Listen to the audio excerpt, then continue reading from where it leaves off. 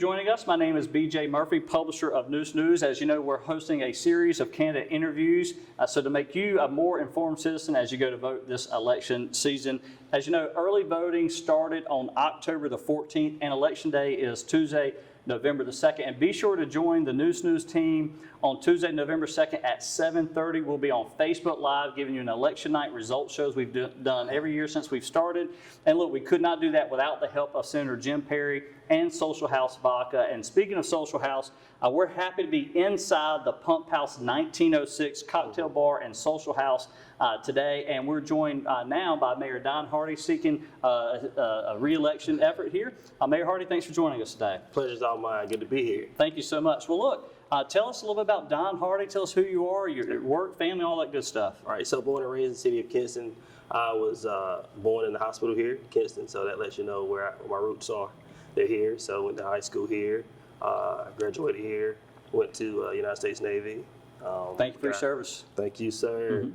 Definitely a need to do, and I loved everything about it.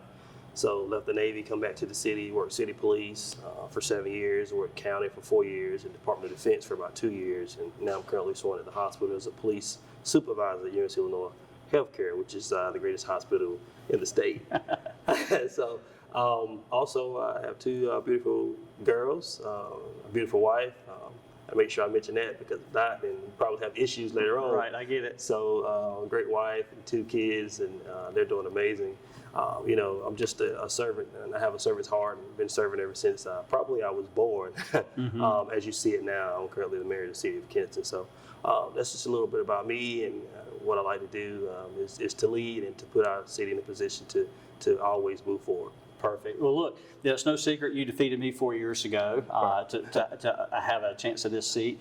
And, of course, we've remained cordial and grateful that you're even here today. So, tell the community, why does Don Hardy, why does Mayor Hardy want to seek re-election for the seat? To continue on, putting our city at tables that they need to be, to advocate for the resources that we need. Since 2017, Hurricane Matthew was happening in 16. And that was, the reasoning behind why I wanted to run to begin with, is I thought that we could do a better job at response and recovery and to advocate for flood mitigation, flood preventative measures. Still doing that. I want to continue to do that, advocate for infrastructure needs. We have crumbling infrastructure, not in just our city, but across our state. So this is why, it's important that I continue to be at those tables, whether it's local, state, and the federal level, to advocate for our city and to get the most bang for our buck. When you're able to speak on behalf of a region, you get more resources to your city. So this is why I want to continue to lead and to advocate for our city moving forward. And I look forward to seeing, all those, my supporters at the polls again this year. So just being at the table to make sure that we get the resources we need, water, sewer infrastructure, broadband infrastructure.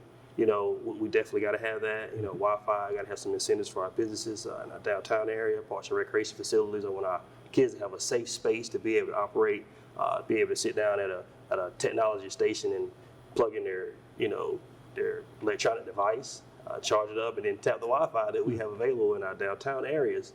Hopefully, that's almost completed.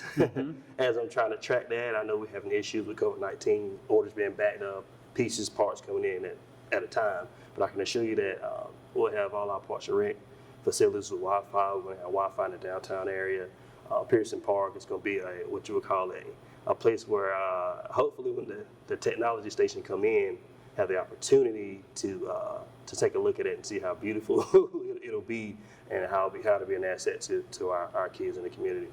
Fantastic. Well, if you've served now closing in your 4th year, if you could point to one significant achievement, that's something that you're most proud of, what would that be and why is that? Being able to advocate for additional funding, grants, and I'll give you 2 or 3. So it was UPOH when I actually had a conversation with them, collaboration with them, Green Lab, in the city, to be able to bring additional funding to help with utilities and rental assistance.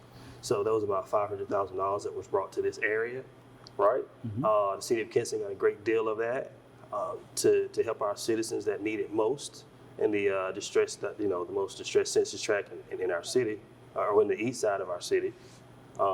So they were able to use those funding to help keep the lights on, Also being able to provide, these, food distribution at the Granger Stadium. I had I did put in a lot of hours out there helping with food boxes and testing location, being able to provide testing and vaccinations. First time ever done here in one spot at Granger Stadium. It was myself that collaborated with Violet Medical Center to be able to bring, the testing piece, the vaccination piece, and the food piece all together at Granger Stadium. So that was a great deal to me in the beginning when we were fighting to get vaccinations here. Initially we started out on a rough road as far as getting vaccinations to our city. So, I had conversations with our health department director, which is a great person, and they collaborated with her as well on to how we can go door to door to get, to start this initial thing as to get vaccination or shots in arms, as the governor was stating, and North Carolina Department of Health and Human Services, Mandy Cohen, as well. So we definitely put up a good fight, and now we are seeing it. We're putting together vaccinations. We're going door to door. We're canvassing, getting people to. It's your option. We don't want to make anybody do anything, and I think that options are always is the key for individuals to have the options. But I would also have you consider doing something versus nothing, where the mask and or getting your vaccination. We got to do something versus nothing, because that's the key. That's the goal. How do we make our community safer? Mm-hmm. How do we get the food disparities under control, that type of thing? And I felt that I was a great asset, even now up to that point, as to how I get resources to our community. Wonderful. And as you know, I've been very critical of yourself and mm-hmm. a few others right. on council as it come to the last couple of years trying to get pay raises. Mm-hmm. What do you think, Mayor, is an acceptable salary or wage for members of the council and the mayor's role? I think there's a reasonable amount of money that should be allocated for the city council and the mayor. When I say reasonable amount, I'm talking about how much are the county commissioners and our other cities around us, stipend, what are their stipend? And because it's a stipend, it's not a salary. And I understand what that means.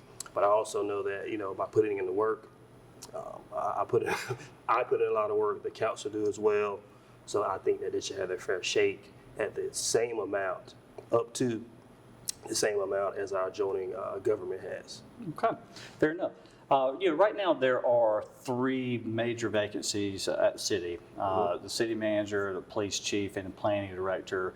Which role, if you get an opportunity to continue serving this fall, this winter, which role do you think is most important to fill right now, and what is it that you're looking for in that person? Of course, you be your city manager.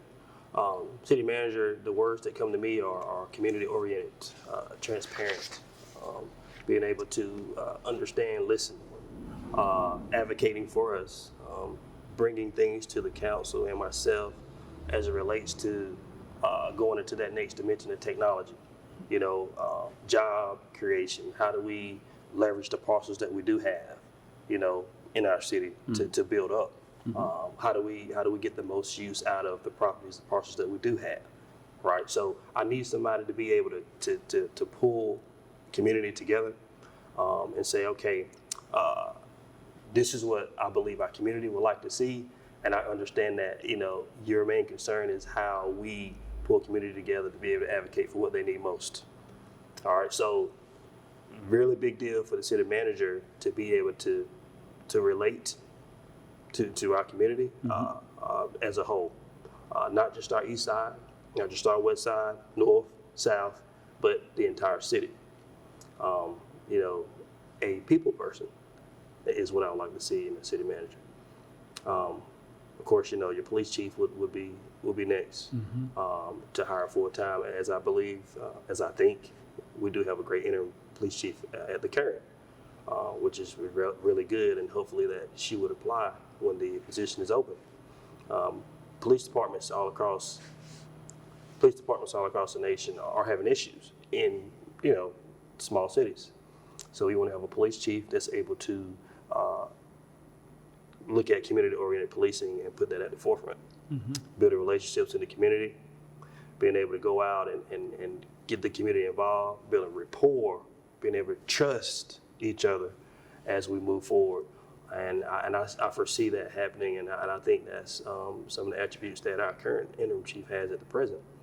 So just looking forward to being in that process, moving forward, and how the police chief and the city manager are able to be, relatable, community oriented, and being able to see the needs of our folks. Also, having a heart. People, second chances is what we need. Not always.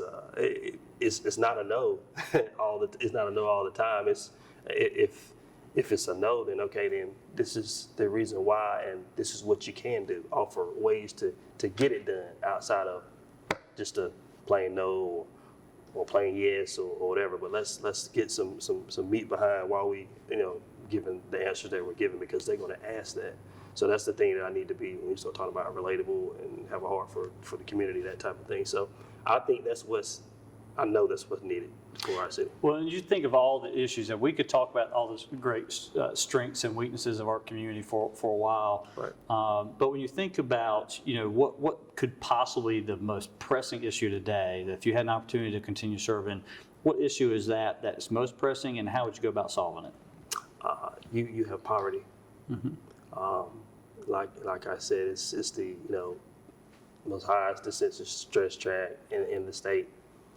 So what you need to do is take a look at all the resources that are available, make them aware of them, give them opportunities, show them what programs are to help put them in a better position.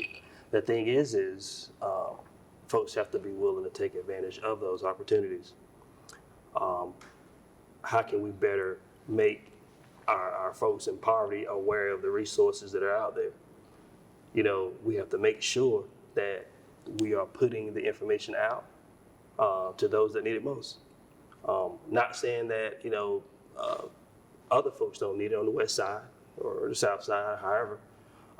We want to make sure everybody is aware of the resources that are available, especially those that need it most. Mm-hmm. Right? So resources, education piece, job piece, whether it's a local community college, whether it's a trade, which is definitely something that we need. We need to put them in connection with our community colleges to show what's available. And I understand that, sometimes you have to slow walk folks and you have to hold some folks' hand. What we have to start doing is to make sure that we put things out and make sure folks are aware of the resources that could help them keep their power on, find a job, a trade, education, college, we definitely got to have those folks ready for the work field, mm-hmm. And to be able to put them in a better position to move forward, with their life. And as you talk about jobs, Mayor, and you think about small businesses and mm-hmm. how they've struggled over the past year of COVID, post-pandemic, several businesses here in our own community have started closing on Mondays because they don't have enough employees to help. So they're trying to give their current staff a break, saying we're trying to find more people. You're seeing help wanted signs. So some of them have actually closed on Mondays just to do that. Is there anything that you think the city can do to help our small businesses here? So I think what needs to happen is individuals need to go to work. All right, so we have unemployment, right? Unemployment benefits, that type of thing. There's still funds coming out for COVID, that type of thing. So what I think needs to happen is at some period of time, you have to start to turn the spigot off. But what you have to do is, this is what I would like to see, either our state do or our federal government, is tie in a education or work piece, meaning that if you are receiving, assistance, you need to be able to show that you are actively looking for a career, or job, training, whatsoever, and be able to show proof of that.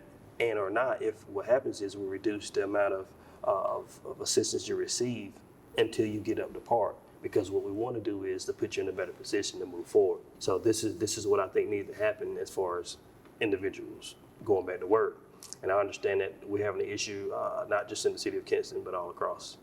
And what needs to happen is once individuals stop receiving, funding to be at home, and understand the reasoning why, if you're sick or whatever the case may be, I understand that, and this is what assistance is for, but it's not forever, right?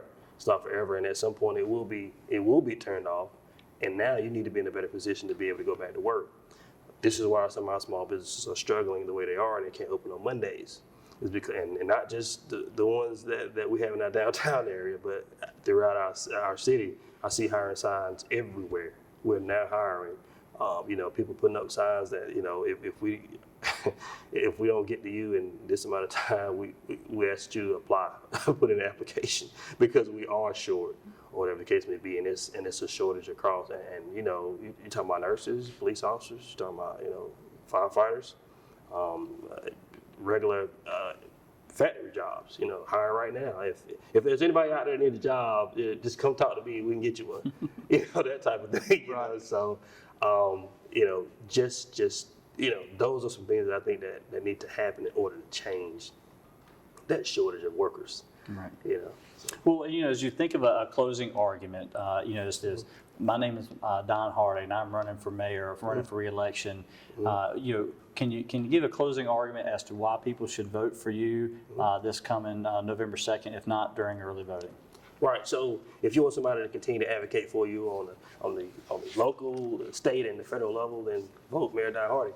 If you want to continue to have somebody advocate for you for criminal justice reform, bipartisan infrastructure, deals, policies, good policies like House Bill 436, House Bill 536, Senate Bill 500 at the state General Assembly, when you start to talk about duty to intervene, that type of thing with our law enforcement on excessive force, when you start to talk about the mental health piece and how to respond to mental health folks in our community.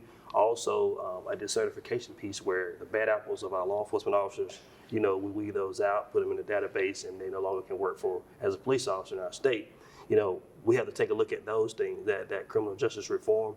If you want somebody to advocate for you for those things, vote Mayor Don Hardy. Also, if you want somebody to continue to be transparent on the ground and looking at resources that could build us up on our infrastructure needs, on the food disparity needs, on things that just our city need for those folks that are impoverished, in the most distressed census tract of our city, vote Mayor Don Hardy. All right, fair enough. Thank you so much, Mayor, for joining us. Thank you for serving our country and now our city, and Thank you, I wish you the best in the future. We also want to say a special thank you to everybody who's watched this broadcast. Please remember to join the Neuse team on Tuesday, November 2nd at 7:30. We'll have a Facebook Live event. It's our election night results show. And look, we could not do that without the help of Senator Jim Perry and Social House Vodka. And look, early voting is happening now, so please go ahead and exercise your right to vote. In fact, make sure you just go to neusenews.com, subscribe to our newsletter. It's free. It's a daily newsletter. And look, if you want some breaking news text alerts, just text the keyword NN to 484848. That's NN to 484848. Again, thank you, Mayor, for joining us. Pleasure's all mine. BJ, I do appreciate you and the opportunity to be able to talk to you today. Right. And I do appreciate Neuse for your coverage. No problem. Thank you very much. And thank you to all our sponsors. Y'all have a great day.